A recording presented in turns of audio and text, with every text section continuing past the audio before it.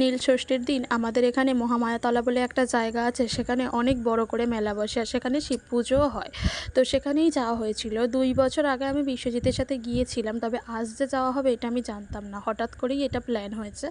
আর এখানে পাপা সোনা তো এসেছে বেশ কদিন আগে, যেটা তোমাদের সাথে দেখানো হয়নি। 2 দিন আগে, বেশ কদিন না, 2 দিন আগে পাপা সোনা এসেছে, পরশু দিন এসেছে। তো আজকে আমরা সবাই মিলে গিয়েছিলাম মেলায়। আমি তো ভেবেইছিলাম আমি যাব না, তো যাই হোক দিদিভাই জোর করলো কতকটা, বললো যেতেই হবে।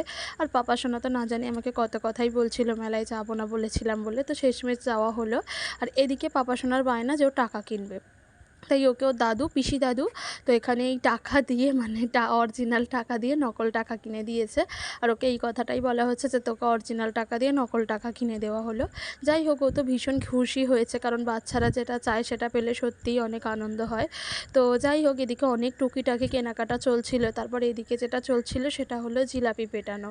তো আমি যখনই ক্যামেরাটা অন করেছি তখনই দাদু পেটানো বন্ধ করে দিয়েছে। আমি পরে দাদুকে বললাম, ও দাদু আরও একবার পেটাও না গো। তো আমার কথা মতো দাদু আবার পেটানো শুরু করেছে।